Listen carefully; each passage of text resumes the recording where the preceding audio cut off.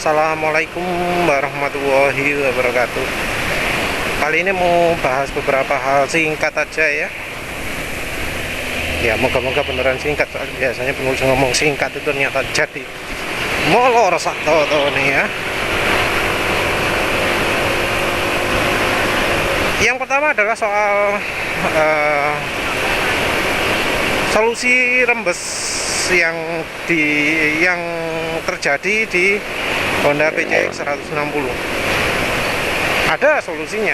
Jadi sementara cerita dulu. Jadi kasus rembes ini adalah ketika cairan kulan itu bocor ke netes dari pompa, dari water pump. Jadi resikonya itu adalah air kulan berkurang. Jadi kalau pemiliknya nggak waspada, dipakai ya sekitar ribuan kilometer gitu ya, itu air kulan bisa sangat berkurang. Ada yang sampai kurang dari minus ya. Nah kalau nggak hati-hati ya, misalnya kelupaan ya, air kulan habis ya bisa resiko rusak mesinnya. Kenapa rusak? Ya karena mesinnya kompresi tinggi. Misal pas lagi airnya habis itu dipakai ngebut gitu ya, bisa mendadak setang piston patah karena ya mesinnya overheat. Karena overheat itu kebutuhan oktan kurang. Dan biasanya bensinnya juga dipakai Pertamax, karena kalau pakai Pertamax turbo takut kena fuel dilution. Iya wis tumpuk-tumpuk lah masalahnya. Kalau sudah gitu rasanya nggak ke cover garansi ya.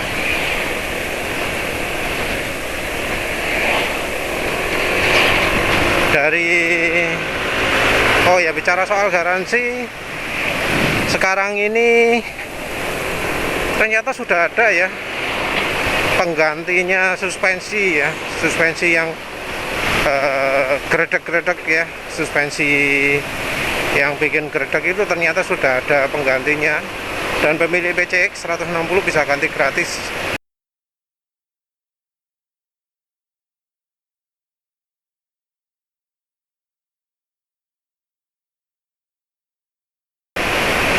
Penulis heran juga mengapa kok nggak ada pengumumannya ya. Padahal ini harusnya diumumkan ya, diumumkan resmi. Penulis juga nggak tahu apa di blog-blog besar itu mengumumkan. Penulis nggak ngelangganan IWB, tapi dari TMC blog pertama saya RP Stop dan seterusnya itu kok nggak ada pengumuman soal penggantian gratis untuk suspensi belakang gitu ya. Setelah diganti saya katanya testimoni Pro SIM Rizal, untuk dipakai boncengan berdua jadi sangat nyaman, tapi ya tetap kalau dipakai sendirian lebih keras. Cuma ya itu, kalau boncengan berdua sudah nggak geret-geret lagi. Jadi silahkan diputuskan sendiri mau ganti suspensi itu atau enggak. Kalau penulis sendiri rekomendasikan ganti suspensi ya wes. Pakai DBS 4488, ada yang khusus untuk PCX 160.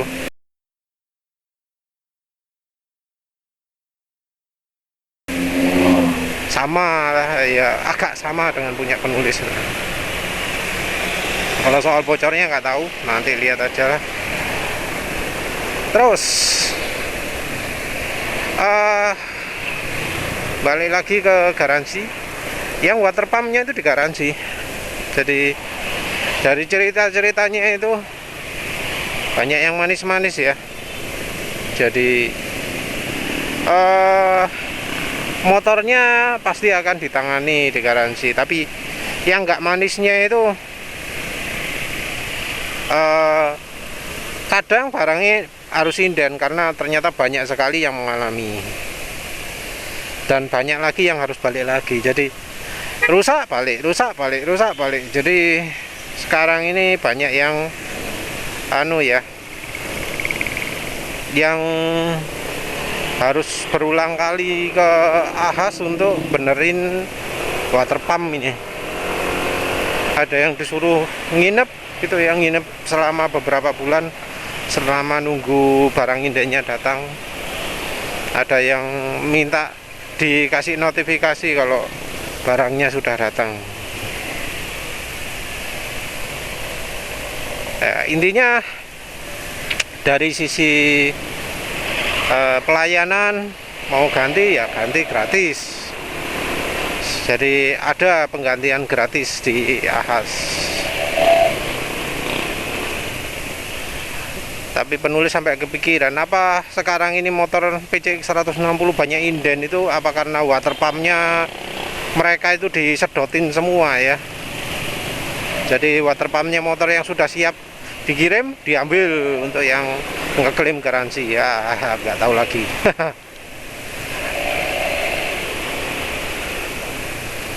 Yang jelas klaimnya gitu, tapi ya masalahnya diganti water pump. Ada yang masih mengalami, ada yang sudah pernah mengalami, nggak pernah klaim, terus sekarang nggak mengalami lagi masalah seperti itu.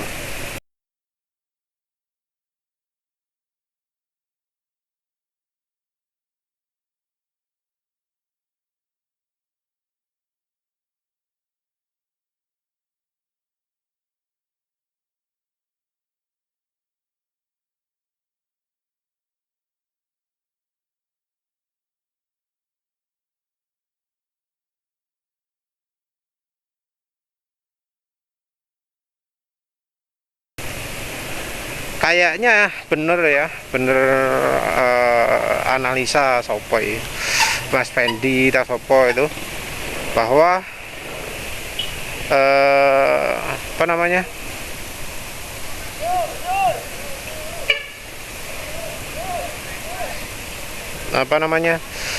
eh, kerusakan di water pumpnya itu adalah dari sisi seal.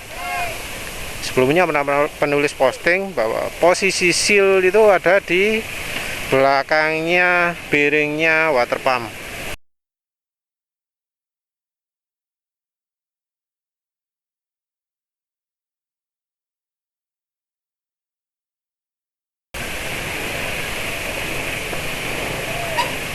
Di bearingnya water pump itu ada apa?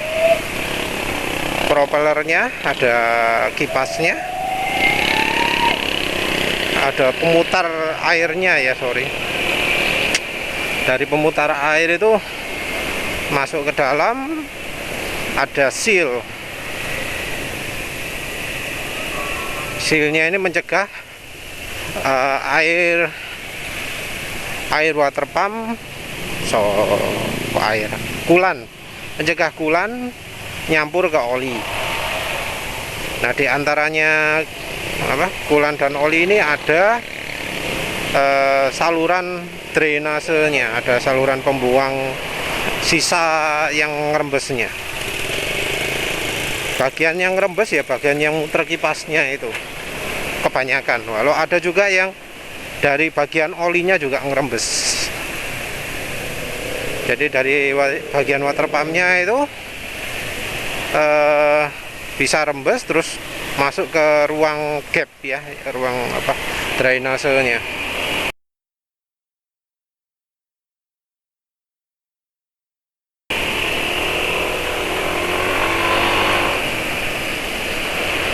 Dari analisanya Bro siapa wis lali jenenge, Bro Fendi kalau nggak salah.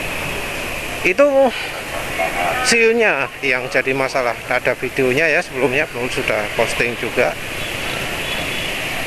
Ada beberapa bagian yang error, ada bagian yang numpuk, ada bagian yang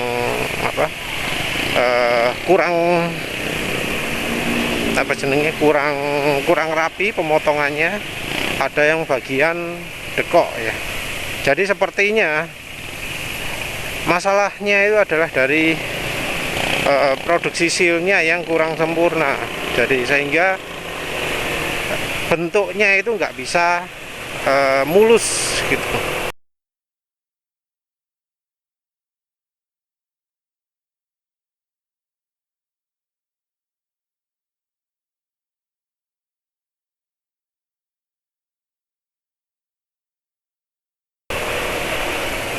Padahal bagian-bagiannya banyak loh ya. Yang lokal mobilnya juga lumayan bagus. Kalau memang terlihat bahan murah, tapi ya kerjaannya lumayan bagus.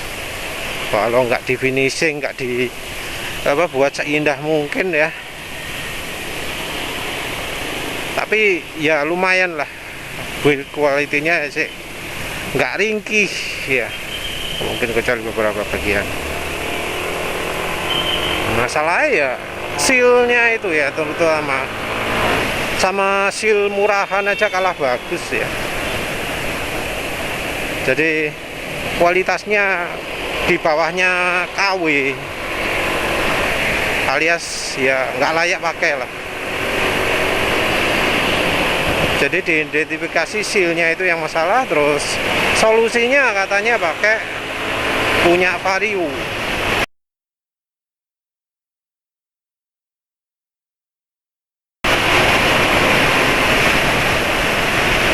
Pakai punya Vario ya, entah yang berapa wes, pokoknya nggak pakai radiator kan. Vario FI, Vario 110, 125, pokoknya pakai radiator. Jadi seal-nya itu banyak kayaknya sama, bentuknya sama, mechanical seal ya. Cuma penulis ragu apa itu bisa disebut solusi ya, karena ya untuk bisa memasang seal itu harus bongkar,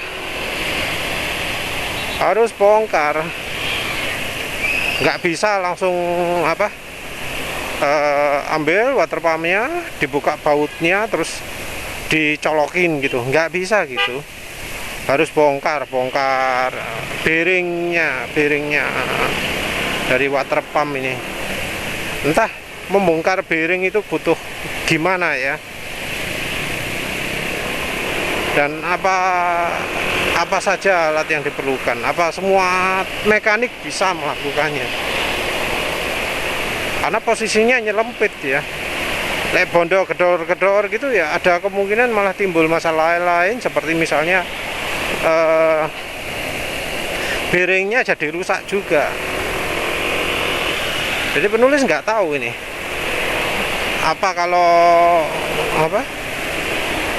kalau diganti sendiri gitu bisa aman atau enggak. Ya harusnya sih solusinya ya dari Hondanya sendiri ya. Sudah berapa tahun sih, berapa bulan sih kok benahi seal water pump saja nggak becus ya. Sangat mengecewakan. Apa nggak pingin barangnya dibuang?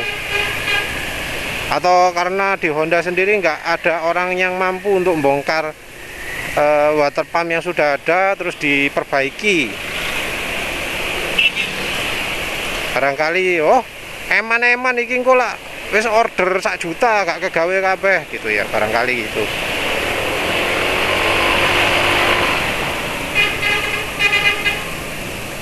Entah apa nggak ada perjanjian, misalnya kan Honda itu sering mensubkontrakkan part-partnya ya, jadi nggak produksi sendiri tapi diserahkan pabrik lain. Atau apa memang Honda nggak bisa memaksa bahwa itu loh barangmu rusak, dandanono, aku wis gak peduli, tak balekno kabeh, dandanono, apa nggak bisa begitu?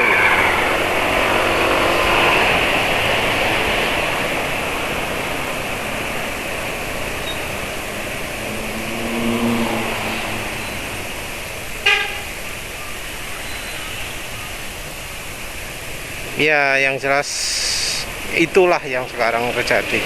Jadi motor barunya masih harus inden, sehingga banyak pembeli PCX yang memilih akhirnya wes model Lione wes gitu ya, Scoopy ae, atau misalnya wes ADV ae gitu ya.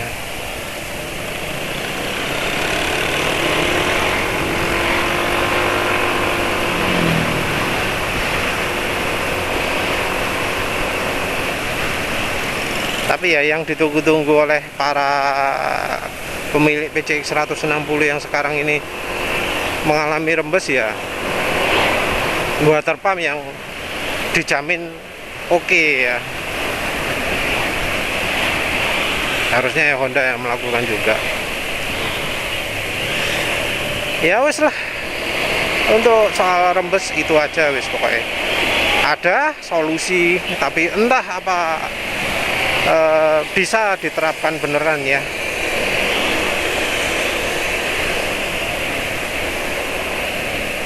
Entah ya, penulis nggak tahu.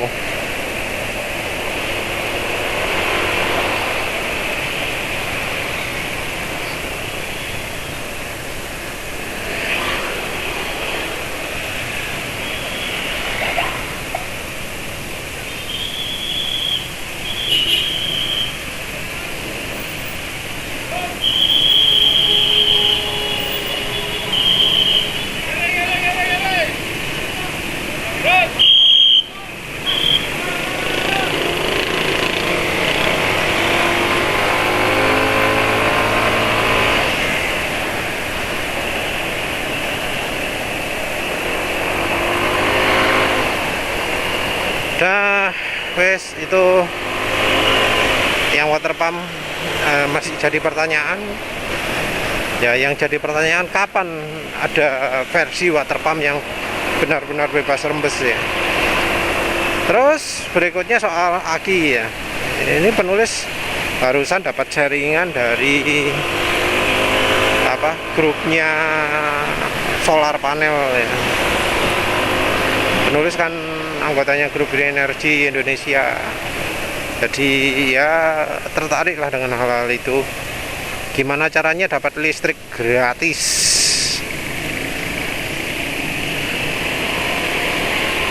Listrik gratis ini kalau kita minta instalkan orang lain ya, orang lainnya ini harus membayar pajak ya, pajak ke PLN.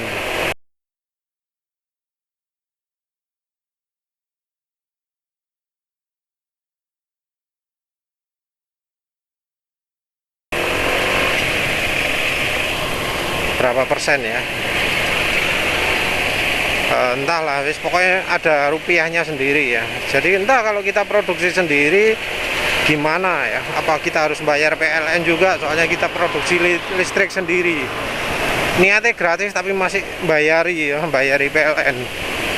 Entahlah, ada aturan gitu. Nanti wis bola wis males mau cari aturannya, wis sakit hati juga ya, makin jengkel nanti. Pokoknya ini omongannya dari teman penulis yang mau coba instalasi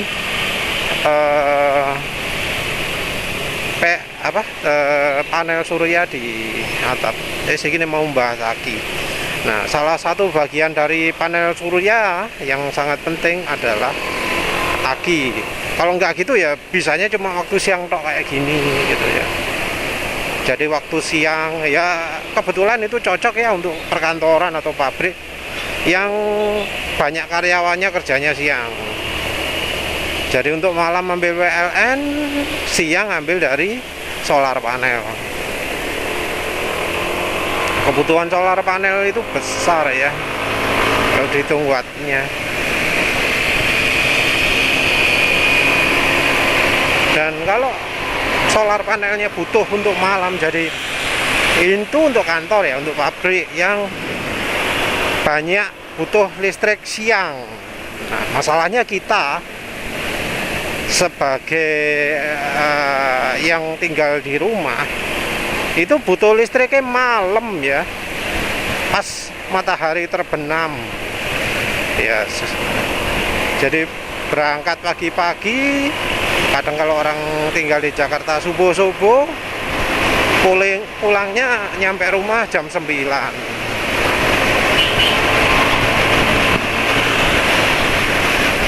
Repot kan, karena listriknya butuhnya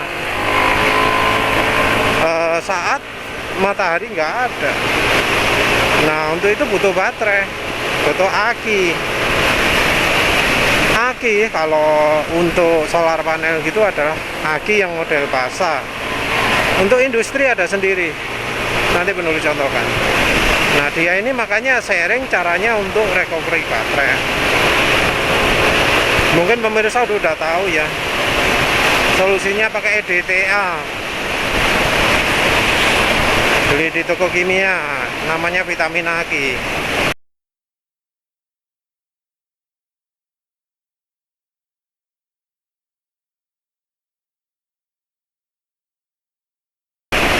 Aki yang sudah rusak ya itu pakai EDTA itu. Dijelaskan ya, kalau mau apa, akinya lemah gimana, akinya soak gimana, akinya soak parah gimana.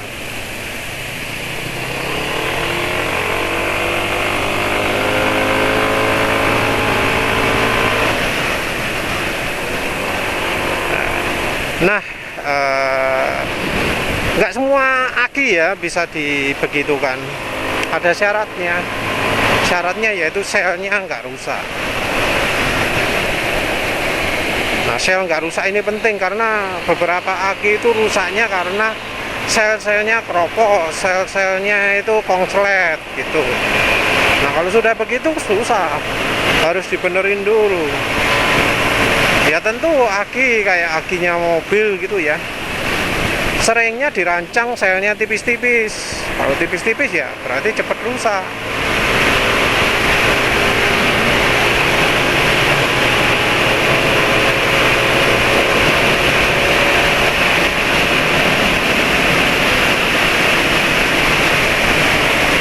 Kalau cepat rusak ya wes nggak akan bisa dibenahi, kecuali kalau selnya diganti. Tapi ganti sel itu butuh spesialis karena ya butuh apa, sel-sel khusus juga kan, sel dari akinya itu. Sebenarnya kita sebagai pemakai itu ya harus tahu juga lah ya cara merawat aki yang benar. Merawat itu nggak pakai nggak pakai kayak motor gitu, misalnya ganti oli. Kalau dulu memang sering butuh ganti air macam-macam. Kalau sekarang kan lagi kering, nah kita nggak perlu untuk ganti airnya atau apa. Yang perlu kita lakukan apa sih? Ya kita harus jaga voltase aki itu jangan sampai kurang.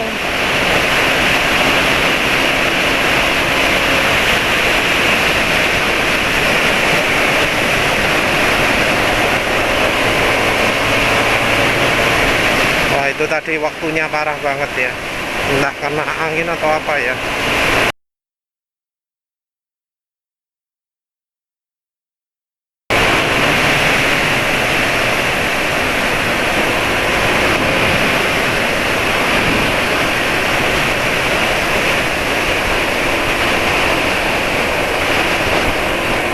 Jadi kita sebagai pemakai ya, kalau mau pakai motor ya kita harus pastikan aki ini nggak pernah kurang. Memastikan nggak pernah kurang itu apa? Kalau misalnya motornya jarang dipakai, ya sering dipanasi. Kita buang-buang bensin tujuannya hanya untuk ngisi aki aja. Wes, itu toh. Nggak ada kebutuhan lain.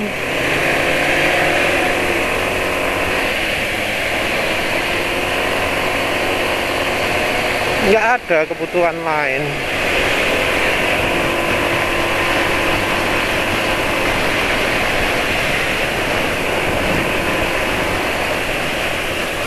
Kita apa ya, apa namanya, tujuan memanasi motor kalau motor jarang dipakai itu ya sebenarnya ya cuma ngisi aki. Entah buang-buang bensin seberapa kalau waktu memanasi gitu ya.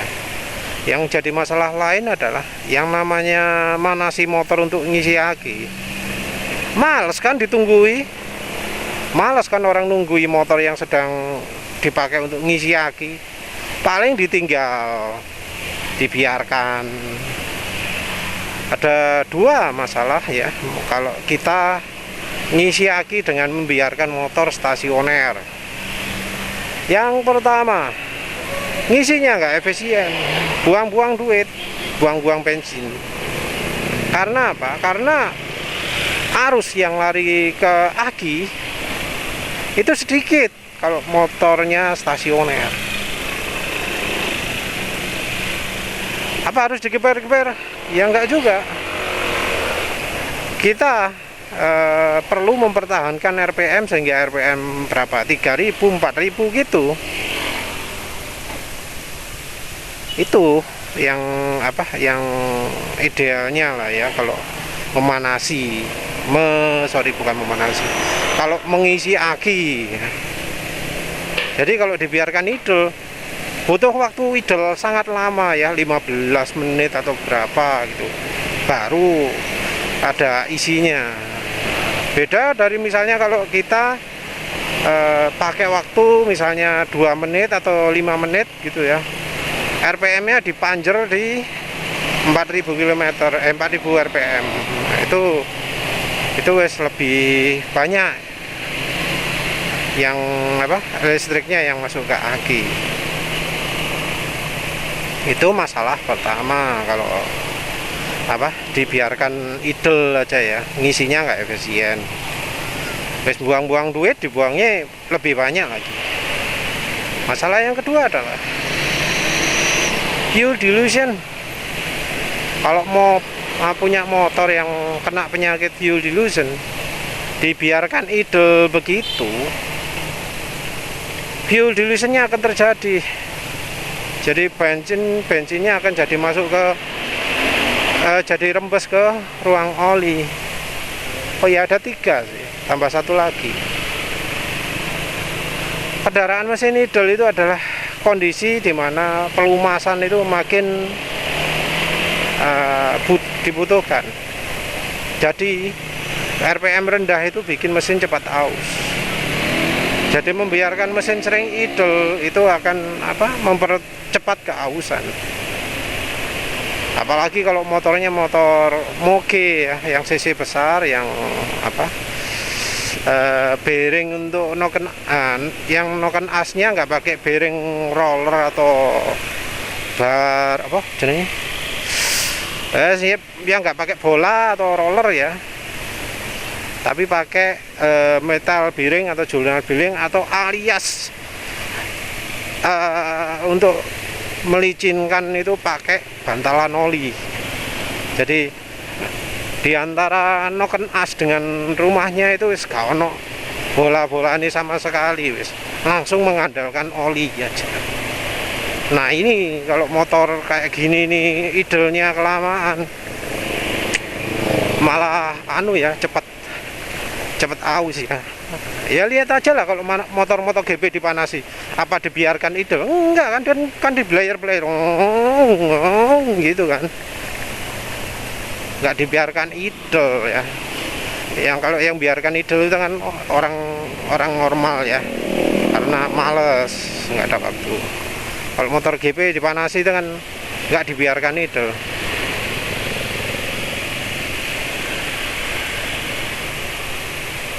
Ada tekniknya sendiri untuk melakukan manasi mesin motor balap ya, entahlah, penulis nggak tahu apa. Jadi itu kendalanya.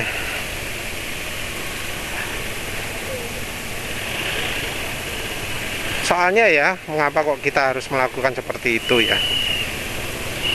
Aki itu bisa rusak kalau voltasenya turun kurang dari sekian volt gitu ya.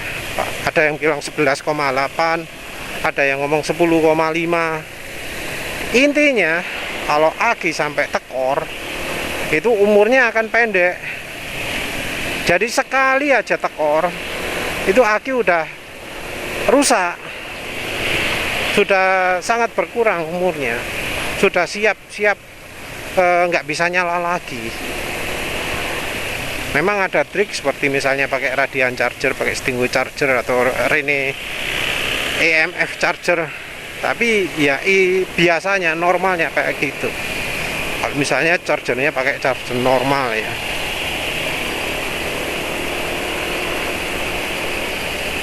Jadi ya itu repotnya kalau punya motor yang ada akinya ya.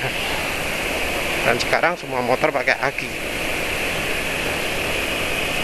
Dan repotnya motor sekarang ini sudah pakai apa jenenge?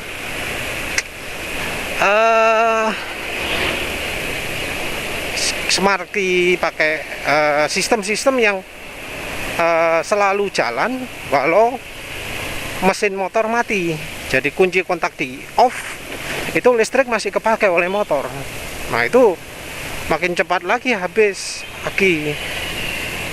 Motor istri ya, yang pakai istri ya, Honda Beat, itu aja bisa rusak loh akinya. Motor nggak dipakai 2 minggu itu langsung dah akinya ngedrop. Dan setelah ngedrop itu masih ngedrop terus, wis nggak bisa diperbaiki. Penulis nggak sempat ngecas ya, soalnya barangnya keselingsal. Mbuh nanti charger.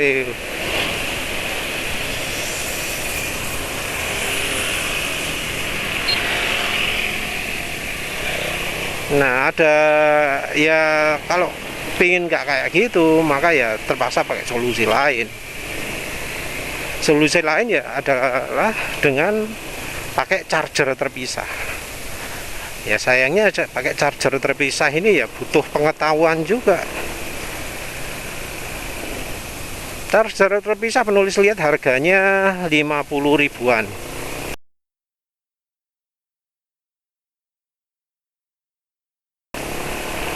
Kalau yang ada meteran ada indikator penuhnya yang harganya 60.000. Tempat lain mungkin ada yang lebih murah, tapi penulis kelihatan kebetulan lihat yang itu termasuk murah lah ya. Itu charger cuma 2 ampere, tapi nggak apa-apa lah, yang penting kan punya 2 ampere. Artinya kalau akinya 3 Ah itu butuh secara teoretis 1,5 jam untuk bikin penuh ya. Aki 3 Ah itu banyak dipakai di banyak matic-matic kecil. Kalau matic besar gini mungkin 5 Ah. 5 Ah artinya butuh 2,5 jam untuk bikin penuh. Ya kita sebagai orang rumahan ya bisa ya nunggu seperti itu, masih acceptable kan, masih bisa. Kalau penulis saya kepikirannya gini, beli charger itu yang 50.000, terus beli meteran voltmeter ya yang digital itu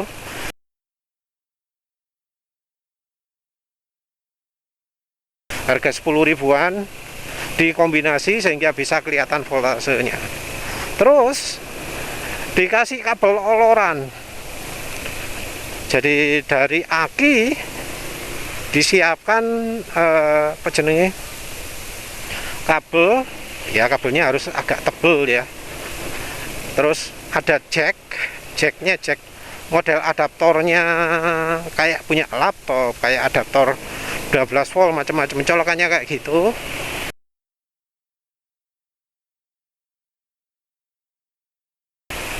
Sehingga kita itu kalau mau ngecas tinggal kayak ngecas kayak mau nyalakan laptop itu, nyalakan adaptornya jelek, dinyalakan chargernya, wis beres, kelihatan voltasenya berapa. Ya silakan dipikir sendiri ya gimana yang lebih baik. Gitu aja ya, terima kasih udah menonton. Assalamualaikum warahmatullahi wabarakatuh.